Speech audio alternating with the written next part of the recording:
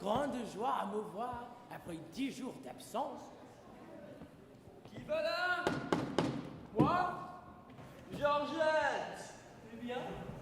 Là-bas. Vas-y, toi. Vas-y, toi! Ma foi, je n'irai pas. Je n'irai pas aussi! Faites des cérémonies pour me laisser dehors. Voilà. Oh, je vous prie. Qui frappe? Votre mère. Alain? Quoi? Si, monsieur, ouvre vite. Ouvre-toi! Je souffre de notre feu.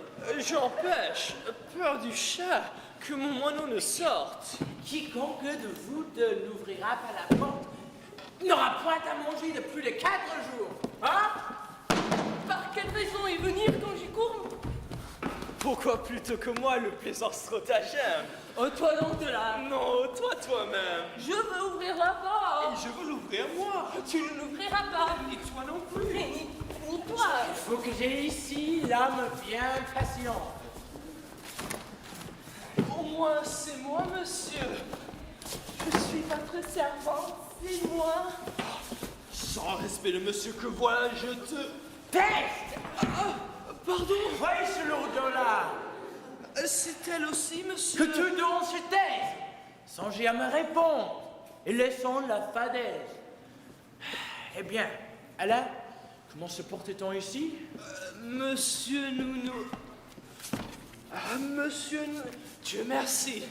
Monsieur, Qui vous apprend, impertinente bête, à parler devant moi, le chapeau sur la tête? Vous faites bien, j'ai tort. Faites descendre Agnès. Lorsque je m'en allai, fut-elle triste? Après? Triste? Non. Non? Ah, si fait! Pourquoi donc? Oui, je meurs! Vous croyez boire de retour à toute heure. Et nous n'aurions jamais passé devant chez nous cheval, âne ou mulet. Quel me prie pour vous! Ah, la besogne à la main, c'est un bon témoignage. Eh bien, Agnès, je suis de retour du voyage. En êtes-vous bien aise? Oui, monsieur, Dieu merci. Et moi, de vous revoir, je suis bien aise aussi. Vous vous êtes toujours, comment voir, bien porté. Or, les puces qui m'ont la nuit inquiété. Vous aurez donc peu quelqu'un pour les chasser. Vous me ferez Je plaisir. le puis bien penser. Que faites-vous donc là? Je me fais des cornettes. Vos chemises de nuit et vos coiffes sont faites. Ah, voilà qui va bien. Allez, montez là-haut. Ne vous ennuyez point. Je reviendrai tantôt. Et je vous parlerai d'affaires importantes.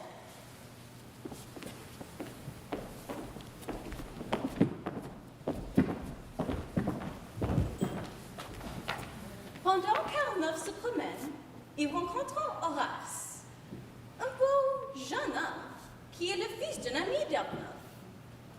Il est très content de voir Horace, qu'il n'a pas vu depuis longtemps. Horace a besoin d'argent, Arnulf lui en prête de bon cœur. Mais, petit à petit, le jeune homme raconte l'histoire de son amour pour une belle jeune femme qu'il a récemment rencontrée. Arnulf comprend qu'Horace parle d'Agnès et devient étonné, fâché et confondu. Avec un grand effort, il se contrôle assez pour ne rien révéler à Horace. Et les deux hommes se quittent.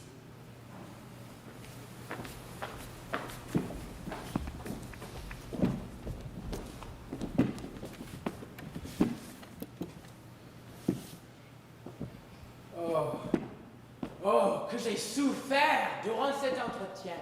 Jamais troublé d'esprit ne fut égal au mien. Avec quelle imprudence et quelle hâte extrême il m'est venu. Compter cette affaire à moi-même. Mais, ayant tant souffert, je devais me contraindre jusqu'à m'éclaircir à ce que je dois craindre, à pousser jusqu'au bout sans caca discret et savoir pleinement leur commerce secret. Je tremble du malheur qui m'en peut arriver, et l'on cherche souvent, plus qu'on ne veut trouver. J'y prends pour mon honneur un notable intérêt. Je la regarde en femme, au terme qu'elle en est, elle n'a pu faillir sans me couvrir de honte. Et tout ce qu'elle a fait, enfin et sur mon compte. Oh, éloignement fatal, voyage malheureux.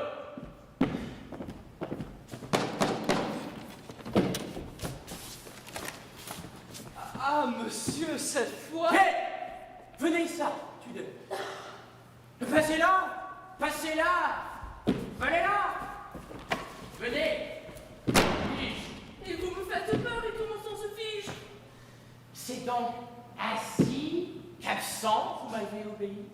Étude de concert, vous m'avez donc trahi. Mais ne me mangez pas, monsieur, je vous conjure. Quelque chose j'ai l'aventure, je m'assure. Je ne puis parler quand je suis prévenu. Je suffoque et voudrais me pouvoir mettre nu. Vous avez donc souffert, canaille maudite. Mon homme soit venu. Là, tu veux prendre la fuite? Il faut que sur le champ, si tu bouges, oui, je veux que vous me disiez, oh, oui, je veux que tous deux, qui t'en trouvera par la mort, je la sens. Comment est-ce que c'est moi, c'est un peu cette horrible? Hein? Parlez, c'est vite, porte mon manteau, allez, attendez. Le cœur me fronge. Je suis en or. Hey, prenons un peu d'air. Il faut que je m'évente, que je me promène. Je pense qu'il vaut mieux que de sa propre bouche, je tire avec douceur l'affaire qui me touche. Levez-vous et rentrant, faites Cagnès de son. Arrêtez! Sa surprise deviendrait moins grande. Du chagrin qui me trouve, ils iraient l'avertir. Et moi-même, je veux l'aller faire sortir. Que l'on m'attende ici. Mon Dieu, qu'il est terrible. Ces regards m'ont fait peur, mais une peur horrible et jamais je ne disais plus si de chrétien. Ce monsieur l'a fâché, je te le disais bien. Mais que diantre est cela qu'avec tant de rudesse il nous fait au logis garder notre maîtresse? D'où vient qu'à tout le monde il veut tant la cacher qu'il ne saurait voir personne en approcher? Cela vient de ce qu'il est jaloux. Mais d'où vient qu'il est pris de cette fantaisie? Ah, c'est que cette action-là le met en jalousie. Oui, mais pourquoi l'est-il? Et pourquoi ce coup? C'est que la jalousie, entends-tu bien, Georgette, est une chose qui fait qu'on s'inquiète et qui chasse les gens d'autour d'une maison. Je m'embête pas une comparaison afin de concevoir la chose davantage. Dis-moi, n'est-il pas vrai quand tu tiens au potage que si quelque affamé venait pour en manger, tu serais en colère et voudrais le charger? Oui, je comprends cela. C'est justement tout comme la femme est en effet le potage de l'homme. Et quand un homme voit d'autres hommes parfois qui veulent dans sa soupe aller tremper leurs doigts, il en montre aussitôt une colère extrême. Oui, mais pourquoi chacun n'en fait-il pas de même et que nous en voyons qui paraissent joyeux lorsque leurs femmes sont avec les vieux messieurs? C'est que chacun n'a pas cette amitié goulue, qui n'en veut que pour soi. Si je l'ai la perdu, je le vois qui revient. Ses yeux sont bons, c'est lui. Vois comme il est chagrin. C'est qu'il a de l'ennui. Venez, Agnès. Rentrez. La promenade est belle. Oh, belle. Le beau jour. Pas trop. Quelle nouvelle? Le petit chat est mort. Oh, c'est dommage. Mais quoi? Nous sommes tous mortels et chacun est pour soi. Lorsque j'étais au champ, n'as-tu point fait de pluie? Non, Vous ennuyez-t-il? jamais je ne m'ennuie.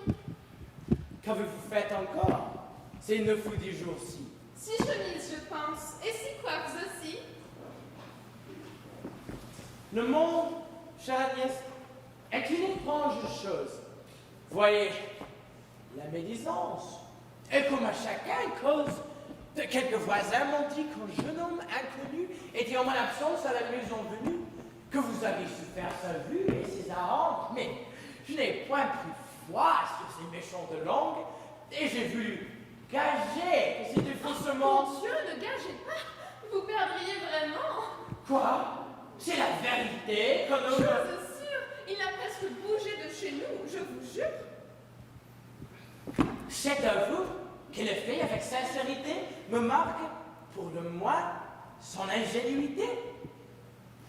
Mais, il me semble, Agnès, si ma mémoire est bonne, que j'avais défendu que vous vissiez personne. Oui, mais quand je l'ai vu, vous ignorez pourquoi.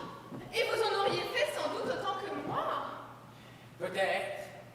Mais, enfin, contez-moi cette histoire. Elle est fort étonnante et difficile à croire.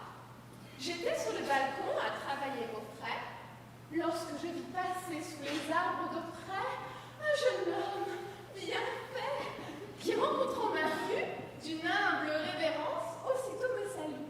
Moi, pour ne point manquer à la civilité, je fis la révérence aussi de mon côté. Soudain, il me refait une autre révérence. Moi, je refais de même une autre en diligence. Et lui, d'une troisième, aussitôt repartant, d'une troisième aussi, j'y repars à l'instant. Il passe, vient, repasse, et toujours de plus belle, me fait à chaque fois révérence nouvelle.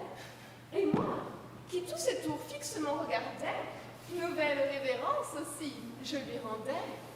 Tant que, si sur ce point la nuit ne fût venue, toujours comme cela je me serais tenue, ne voulant point céder et recevoir l'ennui qu'il me pût estimer moins fine que lui. Fort bien. Le lendemain, étant sur notre porte, une vieille m'aborde en parlant de la sorte. Mon enfant, le bon Dieu puisse-t-il vous bénir et dans tous vos attraits longtemps vous maintenir. Il ne vous a pas fait une belle personne afin de mal user des choses qu'il vous donne. Et vous devez savoir que vous avez blessé un cœur qui, de s'en plaindre, est aujourd'hui forcé. Ah, soupçon de Satan, exécrable, damné. Moi, j'ai blessé quelqu'un, fis-je, tout étonnée. Oui, fit-elle, blessé, mais blessé tout de bon. Et c'est l'homme qui hier vous vite du balcon. Oh, hélas, qui pourra, dis-je, en avoir été cause? Sur lui, sans y penser, fis-je choir quelque chose? Non, dit-elle, vos yeux ont fait ce coup fatal, et c'est de leur regard qu'est venu tout son mal. Eh mon Dieu, ma surprise est, fis-je, 100 secondes. Mes yeux ont-ils du mal pour en donner au monde? Oui, me dit-elle, vos yeux, pour causer le trépas, ma fille, ont un venin que vous ne savez pas. En un mot, il languit le pauvre misérable, et s'il faut, poursuivit la vieille charitable, que votre cruauté lui refuse un secours. C'est un homme à porter en terre dans 2 jours. Eh mon Dieu, j'en aurais, dis-je, une douleur bien grande. Mais pour le secourir, qu'est-ce qu'il me demande? Mon enfant, me dit-elle, il ne veut obtenir que le bien de vous voir et vous entretenir. Vos yeux peuvent seuls empêcher sa ruine et du mal qu'ils ont fait être la médecine. Hélas, volontiers, dis-je. Et puisqu'il est ainsi, il peut, tant qu'il voudra, me venir voir ici. Oh, sorcière maudite, empoisonneuse d'âme, puisse l'enfer payer tes charitables trames. Voilà comme il me vit et reçut guérison. Vous-même, à votre avis, n'ai-je pas eu raison? Et pouvais-je après tout avoir la conscience de le laisser mourir, faute d'une assistance? Moi qui compatis tant aux gens qu'on fait souffrir, et ne puis, sans pleurer, voir un poulet mourir.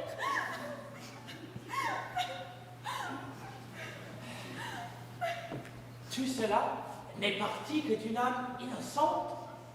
Et j'en dois accuser mon absence imprudente, qui, son guide, a laissé cette bonté de mœurs exposé aux aguets des rusés séducteurs.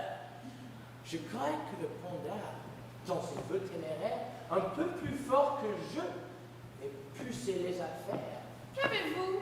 Vous grondez, ce me semble un petit. Est-ce que c'est mal fait, ce que je vous ai dit? Non, mais de cette vue, apprenez-moi les suites.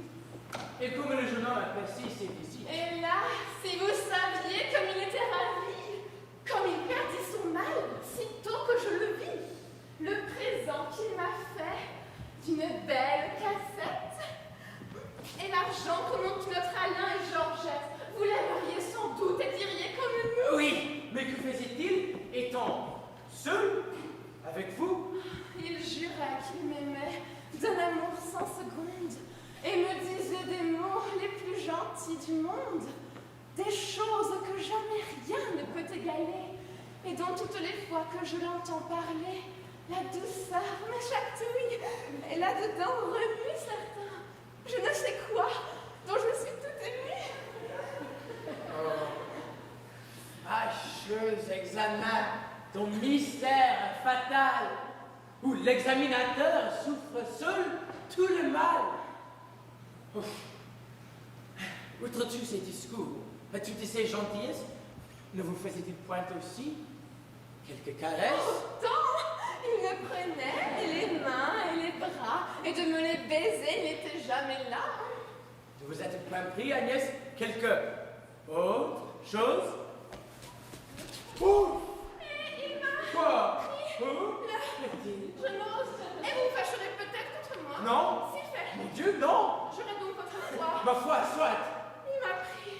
Vous serez en colère. Non! Si. Non, non, non, non! Que de mystère! Qu'est-ce qu'il vous a pris? Je souffre un damné! Il m'a pris le ruban que vous m'aviez donné. À vous dire le vrai, je n'ai pu m'en défendre. Ah, passe pour le ruban. Mais je voulais apprendre, si ne vous a rien fait, que vous baisez les bras. Comment? Est-ce qu'on fait d'autres choses? Non pas, mais pour guérir du mal qui dit que le possède, n'a-t-il point exigé de vous d'autres remèdes? Non.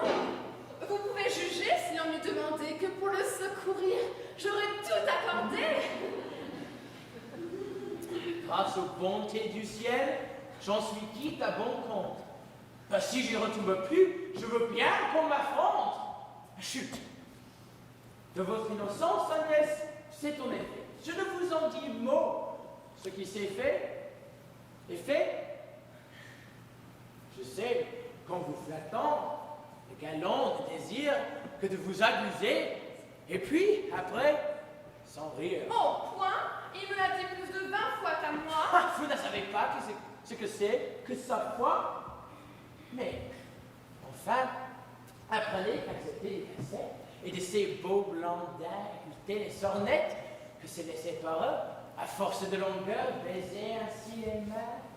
Et chatouiller le cœur est un péché mortel, des plus gros qu'il se fasse. Un péché, dites-vous, et la raison de grâce.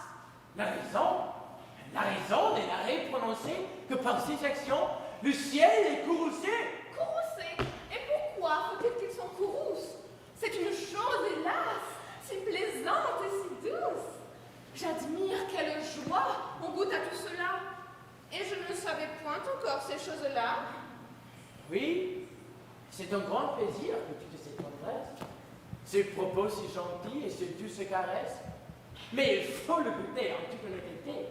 Et qu'en se mariant, le crime en soit ôté. N'est-ce plus un péché lorsque l'on se marie? Non? Mariez-moi donc, promptement, je vous prie. Si vous le souhaitez, je le souhaite aussi. Et pour vous marier, on me revoit ici. Est-il possible? Oui. Que vous me ferez aise? Ah oui, je ne doute point que les mêmes ne vous plaisent. Vous nous voulez, nous deux? Je ne puis s'assurer. Que si cela se fait, je vous caresserai. Hé, la chose sera de ma part à chaque fois. Je ne reconnais point pour moi quand on se moque. Parlez-vous tout de bon? Oui, vous le pourrez voir. Nous serons mariés? Oui, Mais quand? dès ce soir. Dès ce soir? Dès ce soir. Cela vous fait donc dire vous voir bien contente et ce que je désire. Mais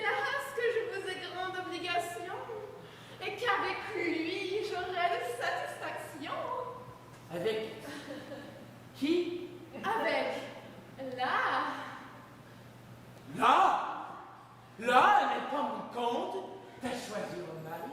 Vous êtes un peu pente. C'est un autre, en un mot, que je vous tiens tout près. Et quant au monsieur, là, je prétends, s'il vous plaît, de le mettre au tombeau, le mal dont il vous berce, avec lui, désormais, pour remplir du commerce. Une anthologie, pour votre compliment, vous lui fermiez au nez la porte, honnêtement. Et jetant, c'est là, un grec dans la fenêtre. L'obligez tout de prendre le plus, c'est pareil. Ah, m'entendez-vous, Agnès? Moi, caché dans un coin, de votre procédé, je serai les témoins. Ah, il est si bien fait. Ah, de langage. Je n'aurais pas le cœur. Moins de bruit davantage. Montez là-haut. C'est assez. Je suis maître, je parle. Allez, obéissez.